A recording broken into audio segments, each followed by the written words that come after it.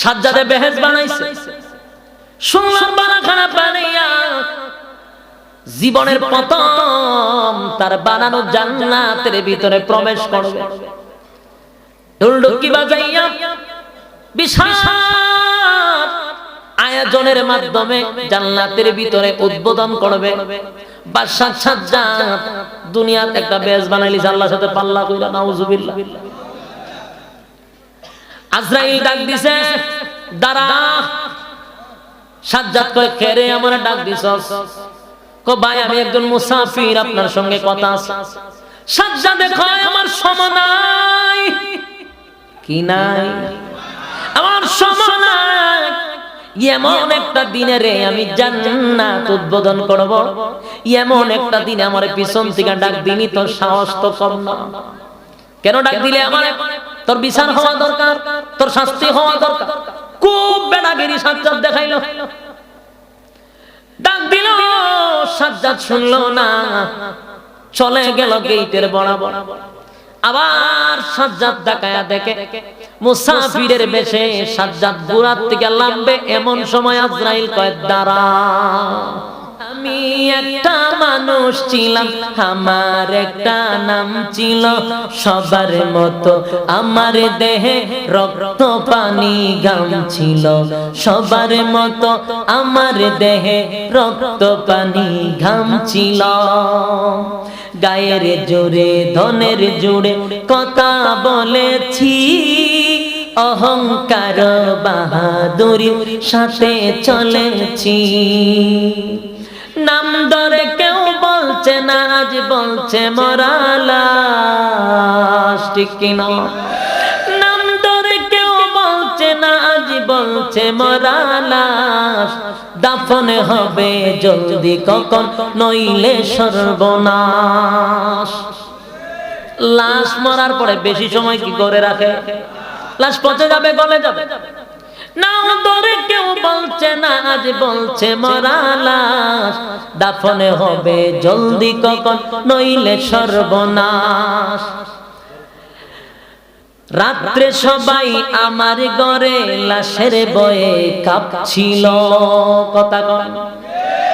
আপনি দুনিয়া থেকে বিদায় হওয়ার পরে কি বিছানায় ঘুমাইলেন, সেই বিবি, সেই স্ত্রী পর্যন্ত আপনার ঘরে রাত্রের বেলা বয়ে যায় না।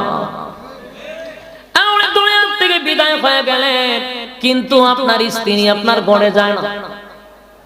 রাত্রে সবাই আমার ঘরে লাশের বয়ে কাঁপছিল। আমি একটা মানুষ ছিলাম, আমার একটা নাম ছিল।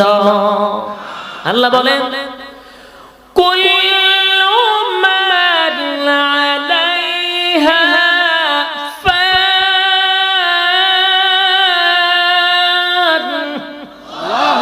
ويبقى وجه ربك ذو الجلال والإكرام।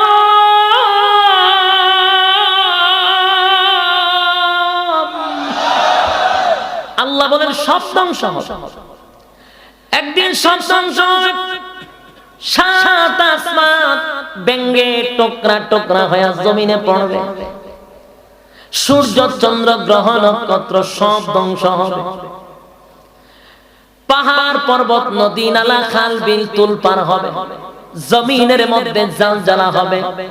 ইযা যুলজিলাতিল আরদু জিলজালাহা। জমিনের মধ্যে জালজালা হবে, জালজালা। ভূমিকম্প, এই ভূমিকম্প কিন্তু আজকে গেছে, কইতে পারেন না? কইতে পারেন কেমনে কবে? সব ঘুমো। যেই সময় ভূমিকম্প হয়েছে একবারও ফজরের নামাজ নাই, সব হমানে ঘুমো। আরে যুবক ভাই, ফজরের সময় যে ঘুমিয়েছিলা আমার আল্লাহ সেই সময় কিন্তু ভূমিকম্প দিছে। ঘুমের মধ্যে যদি বিল্ডিং ভেঙে যদি চাপায় পড়ে মারা যাইতা, বেনামাজি হইয়া কবরে যাইতা। কথা হয় না? আজকে কিন্তু ভূমিকম্প একটা হয়ে গেছে, মারাত্মক ভূমিকম্প। এরপর রব্বি কারীম আমার এই সোনার বাংলাদেশটাকে হেফাজত করছে, ধ্বংস করে নাই রে। কারণ এই জমিনে অসংখ্য কোরআনের হাফেজরা জমিনে তেলাওয়াত করে। অসংখ্য আল্লাহর ওলিরা চোখের পানি দিয়া জমিনের মাটি ভিজায়। তাদের চোখের পানির কারণে আমার আল্লাহ জমিন ধ্বংস করে না, জমিন ধ্বংস করে না। কিন্তু জেনে রাখবেন, যেদিন এই জমিনে আল্লাহ বললেওয়ালা থাকবে না, সেদিন আমার আল্লাহ এই জমিন রাখবে না, জমিন ধ্বংস করে দিবে। বর্তমানে জমিন টিকা আছে একমাত্র কার জন্য? আল্লাহ ওয়ালাদের জন্য। এখন গভীর রাতে অনেক মানুষ ঠান্ডা পানি দিয়া ওযু করে, চোখের পানি জমিনে ফলায় রে, যার বরকতে আমার মালিক জমিনের মধ্যে ভূমিকম্প দিয়া ধ্বংস করে না, এখনো আমাদেরকে আল্লাহ হেফাজত রাখছে। বহু দেশ আপনারা দেখছেন ভূমিকম্প দিয়া মানে মাটির সাথে মিশায় দিছে, কিন্তু আমার বাংলাদেশ রে আল্লাহ হেফাজতই করছে। ঠিক নেই? সব ধ্বংস হবে কিন্তু আমার মালিক ধ্বংস হবে না, ওর চিরঞ্জীব। ঠিক কিনা? ঘুম নাই, খানা নাই, তন্দ্রা নাই। সুবহানাল্লাহ। আল্লাহ কোরআনে বলেন, আল্লাহু লা ইলাহা ইল্লাহু আল হাইয়ুল কাইয়্যুম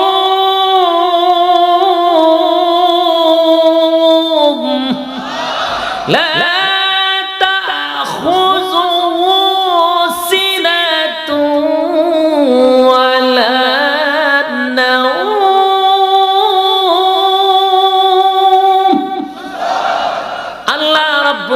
ঘুমও নাই, তন্দ্রাও নাই। তন্দ্রা বুঝুননি আপনারা? জিমানো, জিমানো এটারে কয় তন্দ্রা। আল্লাহর ঘুম নাই, তন্দ্রাও নাই। খানা আসেনি? আল্লাহ খানা খায়? ঘুমও নাই, খানাও নাই, তন্দ্রাও নাই। যুবক ভাই, দিলের কান লাগায় শুনে, সব ধ্বংস হবে রে, আমার আল্লাহ ধ্বংস নাই, চিরঞ্জীব। গোটা পৃথিবী ধ্বংস হয়ে যাবে, ফেরেশতারা সহ ধ্বংস হবে, আর সে আজিম বহন করার ফেরেশতাও ধ্বংস হবে। কথা বলেন। আল্লাহ রাব্বুল আলামিন বলবেন, ইসরাফিল সিংহায় ফুঁক দে। সিংহায় ফুঁক দেওয়ার সাথে সাথে গোটা পৃথিবীটা আল্লাহ ধ্বংস করে দিবে। জমিনের মধ্যে একটা জালজালা শুরু হবে, জালজালা শুরু হইয়া ভূমিকম্প হবে, মানে সব ধ্বংস। আসমান ভেঙে ভেঙে পড়বে, সূর্য খসে পড়ে যাবে, তারকারা গুলি সব ছুটে ছুটে জমিনে পড়ে। যত সাগর আছে সব সাগরের মধ্যে আগুন ধরে যাবে। সুবহানাল্লাহ। বাড়ি গিয়া ভয়ানক অবস্থা হবে, সমস্ত সাগরের মধ্যে আগুন ধরে যাবে। আরব সাগর, আটলান্টিক সাগর, মহাসাগর, সব সাগর, সবগুলোতে আগুন ধরবে। আগুন ধরে সব আগুন হয়ে যাবে, সব মিক্সচার হবে। তারকা, সূর্য সব জমিনে পড়বে, পাহাড় গুলি ধূলিসাৎ হয়ে যাবে। ইজা জুলজিলাতিল আরদু জিলজালাহা, ভূমিকম্প। এটা এই 2 সেকেন্ড 3 সেকেন্ডের ভূমিকম্প নয়, এটা যে ভূমিকম্প এর পর আর কিছু থাকতো না, সব শেষ। আল্লাহ রাব্বুল আলামিন বলেন, আরে আজরাইল বল তো দেখি সব কি ধ্বংস করছে। ওমা এদিকে তাকা, সব কি ধ্বংস করছো? বলে আল্লাহ যা ছিল দুনিয়ায় সব শেষ, আর বাকি আছে? বলে আসমানের উপরে সব বাকি আছে। আল্লাহ কয় সমস্ত ফেরেশতাকুল ধ্বংস করে দে, সমস্ত ফেরেশতাদেরও মরণ হবে, সব ফেরেশতা। এরপরে জিজ্ঞাসা আর কে বাকি? আরে মালিক, আরশ বহনকারী ফেরেশতারা বাকি, আর আমি আজরাইল, ইসরাফিল, জিবরাইল, মিকাইল বাকি। আল্লাহ কয় আরশ বহনকারী ফেরেশতাদেরকে ধ্বংস করে দাও, আরশ বহনকারী ফেরেশতাও ধ্বংস। আরশ বহনকারী ফেরেশতা ধ্বংস হয়ে যাওয়ার পরে বলুন আরশ থাকবে না ফিরে যাবো? আরশ থাকবে, সুবহানাল্লাহ। আরশ বহনকারী ফেরেশতারা যদি মরে যায়, মনে করছেন আরশ ফিরে যাবো? মূলত ফেরেশতাদের মাধ্যমে আরশ ধরে রাখে না, এটা কুদরতি ভাবেই এমনি আছে।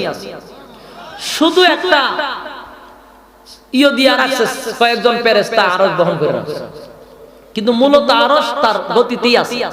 আরশ বহনকারী ফেরেশতা আল্লাহ জিগাইবে আর কে বাকি? আল্লাহ এখন আমি আছি, জিবরাইল আছে, মিকাইল আছে, ইসরাফিল আছে। আল্লাহ কইবে তুমি বাদে বাকি তিনজন শেষ করো। ইসরাফিল, জিবরাইল, মিকাইল তিনজন শেষ। জিবরাইল আলাইহিস সালাতু ওয়াস সালাম সমস্ত ফেরেশতাদের লিডার ছিল, সুবহানাল্লাহ। সমস্ত নবীদের কাছে উনি আসতেন, জিবরাইল আলাইহিস সালাতু ওয়াস সালাম আসেন। এবার আল্লাহ জিগা আর কে বাকি? আপনি চিরঞ্জীব, আপনার কোনো মরণ নাই। আর আমি তো আজরাইল, আমি রূহ নেই, আমার আর মরণ নাই, আমরা দুইজনই আছি। আল্লাহ জিগা আরশের নিচে কি লেখা? তখন আজরাইল পড়ে যে আরশের নিচে যারা আছে সব ধ্বংস, সব মরণশীল। আল্লাহ লেখা কি? আল্লাহ আরশের নিচে সব ধ্বংস হবে, আরশের নিচে যা আছে সব ধ্বংস, সব মরণশীল। আল্লাহ হয় তুমি কই আছো? আমি আরশের নিচে। তাহলে তোমার কি উচিত? কত লাগে আমি ধ্বংস হইব বলা হবে। আজরাইলের চিৎকার শুরু হইছে, আজরাইলের চিৎকার শুরু হইছে যে আমি তো ভাবি নাই যে আমি ধ্বংস হব। তখন যদি কোনো প্রাণী বেঁচে থাকতো তাহলে আজরাইলের চিৎকারের ছুটি মানুষ মারা যেত। এমন ভয়ানক এক চিৎকার দিবে আজরাইল। আজরাইল মনে করছে আমার তো মরণ নাই, কিন্তু আল্লাহ সব শেষ। বলুন কোনো কিছু রাখবে না? সব ধ্বংস হবে, কথা হয় না, সব ধ্বংস। আরে যুবক ভাই, দিলের কান লাগায় কথাগুলি শুনে শুনে আল্লাহ বলেন, নবী গো, মক্কা নগরীর মানুষকে আপনি বলেন তারা যেই প্রভুর গোলামি করে এগুলো তো নিজের হাতের বানানো, তো সব ধ্বংস। পরিচয় দেন স্রষ্টার গোলামি যেন করে। আল্লাহর হাবিব মানুষের কানে কানে গিয়ে এই কথাটাই পৌঁছাইতেছে যে তোমরা যুবক ভাই, রব্বে কারীম কিন্তু আমাদেরকে পাঠাইছিল গোলামির জন্য রে। গোলামি করলি না, মন গড়া জিন্দেগি চালাইলি। স্মরণ রাখিস সেই দিনের কথা। কোন দিনের কথা? মালিক ইয়াউমিদ্দিন, যেদিন আমার আল্লাহ বিচারক হবে। সেদিন তোর কাছ থেকে সময়ের হিসাব দেবে, সময়ের হিসাব।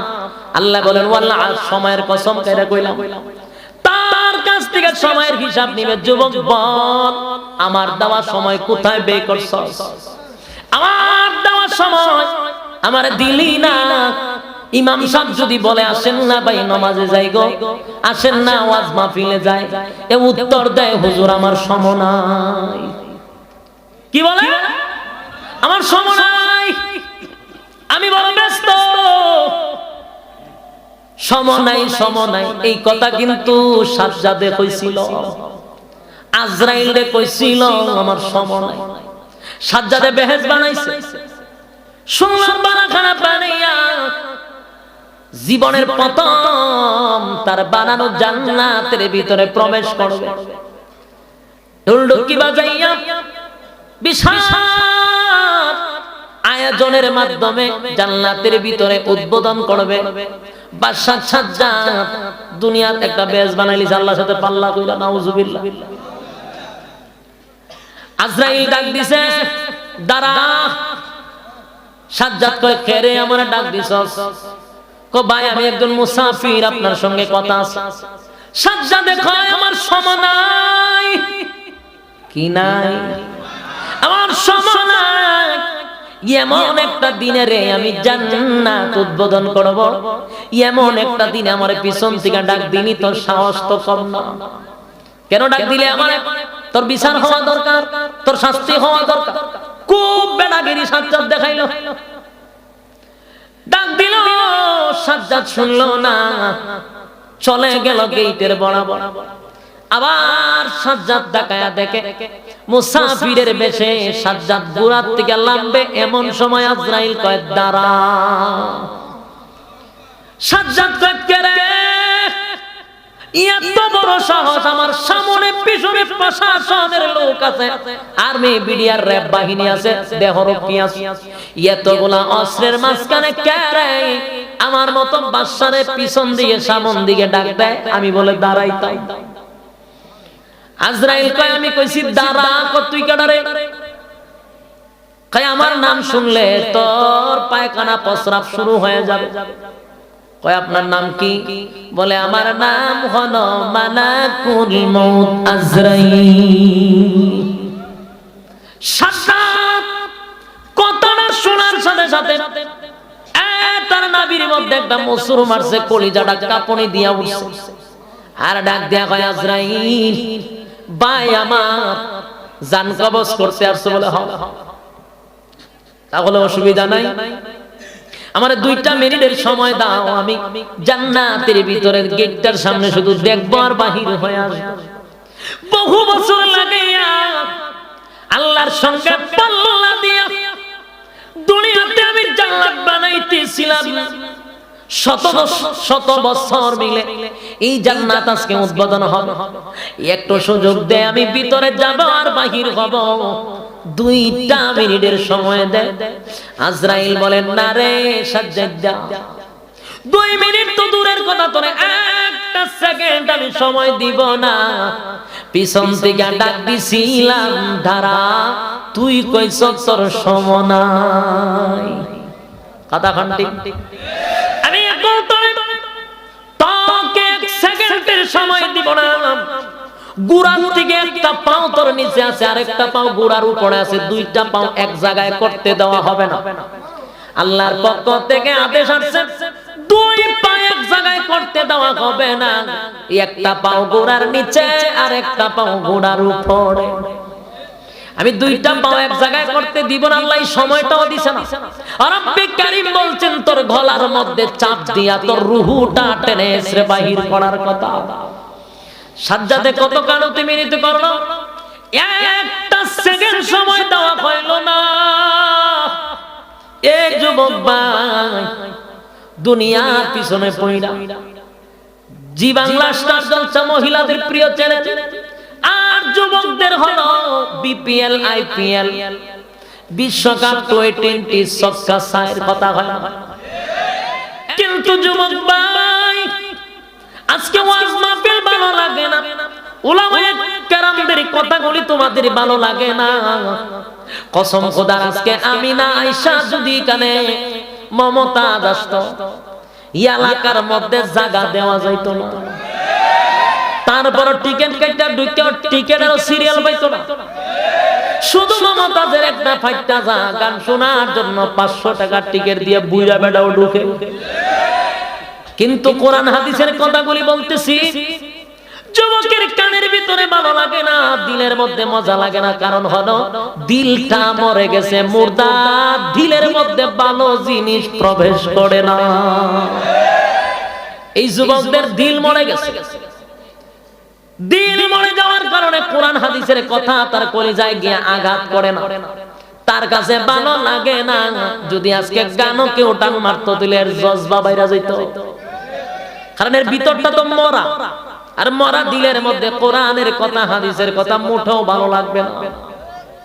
এরে আমার যুবক ভাই, বর্তমান জেনারেশনদেরকে বলি আমাদের হায়াত কিন্তু খুব কম, এই ফুজি কিন্তু খুব কম। ভাবতেছেন আমার দাদাই 80 বছর বাচ্চা, আমার বাবাও 80 বছর 70 বছর বাচ্চা। বাবা দাদার দিন শেষ, এখন তোমার বাংলাদেশ। কথা হয় না? দাদাই পাইছে 80 বছর, বাবাও পাইছে 70 বছর। কেন জানেন? গুনাহ যত কম হায়াত তত বেশি। কথা হয় না? বাংলাদেশের একজন মুরব্বী উলামায়ে কেরামদের মাথার মুকুট ছিলেন আল্লামা আহমদ শফি সাহেব, 104 বছর দুনিয়ায় ছিলেন। গুনাহ কম ছিল, হায়াত আল্লাহ বাড়ায়া দিয়েছে। আর এখনকার জেনারেশন লেফের তলে হুইতা হুইতাও গুনাহ করে। হ্যাঁ কথা কয় না? লেফের তলে শুয়ে শুয়ে ফাইটটা যায় শুনে, এবার ডান্স তো পাগলো ডান্স শুনে।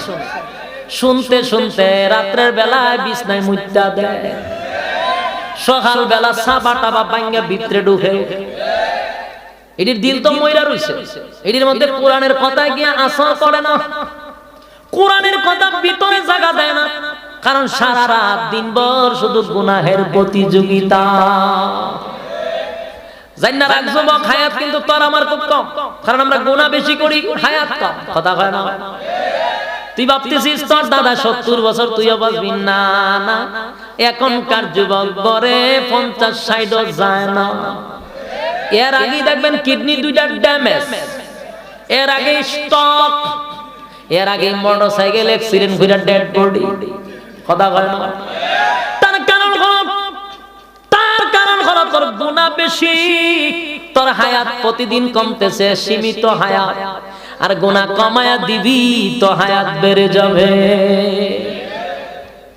আজকে বেশিরভাগ জেনারেশন গুনাহে লিপ্ত, গুনাহের প্রতিযোগিতা চলে আমাদের এলাকায়, ঠিক ঠিক। এখন বাইরিছে, এখনকার যুবক ধ্বংস হইতেছে পাবজি, ফ্রি ফায়ার, পাবজি গেমে নষ্ট হইতেছে। আর গজবের একটা ফেসবুক তো আছে, কথা হয় না? গজবের ফেসবুক আছে না নাই? এখন গজবের ফেসবুক থাকা সত্ত্বে আর বড় বুজুর্গ হওয়া লাগতো না, ফেসবুকে পিএইচডি পাস করে লাইছে। যত বিচার আচার আছে সব এখন ফেসবুকে চলে, যত অপপ্রচার আছে সব ফেসবুকে। গীবতের একটা মেইন কারখানা হলো ফেসবুক। কথা।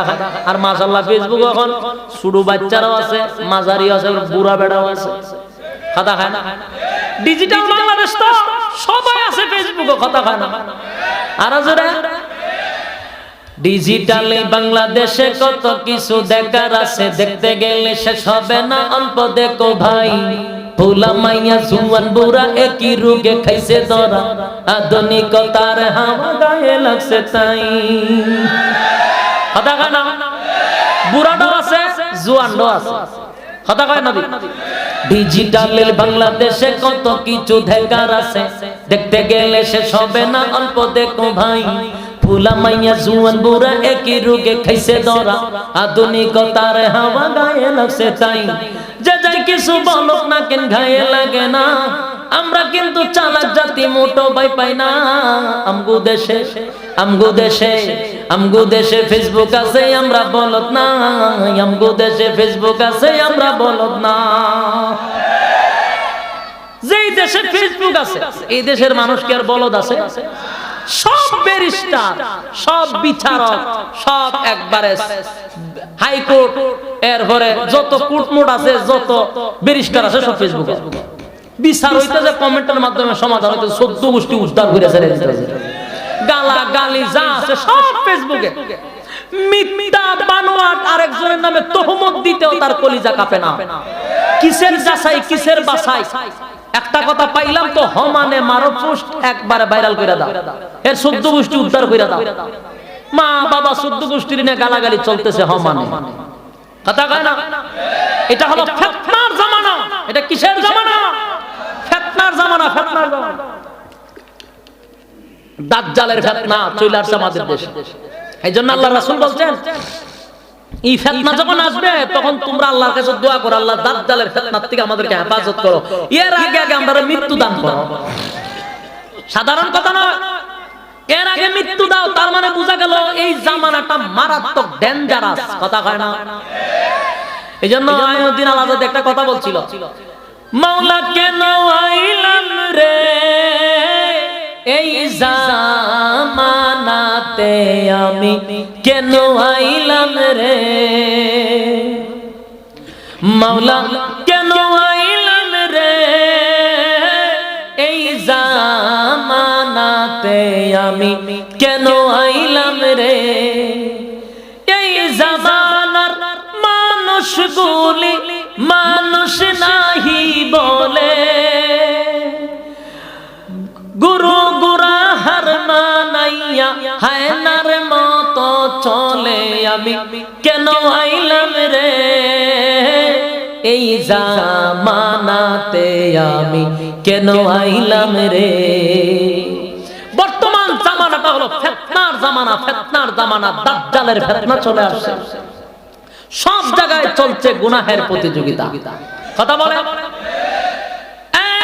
প্রতিযোগিতা খুব কম, গুনাহের প্রতিযোগিতায় যুবকরা এখন জমকে পড়েছে। যেখানে গুনাহ বেশি, যুবকগুলার চমকের মতো টানে বেশি। যুবক ভাইরা আমার, আমি আপনাদের হাতে পায়ে ধরে বলি, রব্বে কারীম কিন্তু সময়ের কসমটা কেড়ে বলছে, যুবক রে তোর হায়াতের কসমটা কিন্তু আমি আল্লাহ করছি। তোমার আমার মতো বড় বড় পালোয়ানরা পর্যন্ত এই জমিনে বেড়াগিরি কম করছে না। আজকে তাকায়া দেখো, তাদের কবরের পাশে গিয়া দেখো, একটা মানুষ কবরের পাশেও দাঁড়াইতে রাজি না। এরা প্রত্যেক সময় মানুষ ছিল, কথা হয় না। রক্ত পানি তাদের শরীরে আসিল কিনা, কথা হয় না। আমি একটা মানুষ ছিলাম, আমার একটা নাম ছিল, সবার মতো আমার দেহে রক্ত পানি ঘাম ছিল। আমি একটা মানুষ ছিলাম, আমার একটা নাম ছিল, সবার মতো আমার দেহে রক্ত পানি ঘাম ছিল। গায়ের জোরে দনের জোরে কথা বলেছি, অহংকার বাহাদুরির সাথে চলেছি।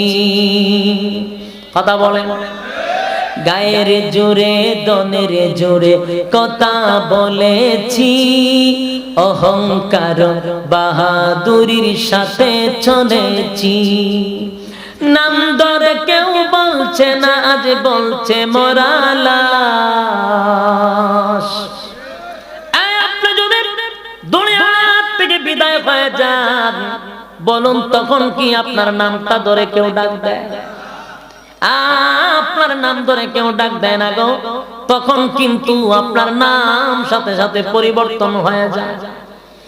আপনার নাম যদি আব্দুর রহমান হয়, আব্দুল করিম হয়, সাথে সাথে নামটা চেঞ্জ হয়ে এখন নাম ডাক দেয় লাশ।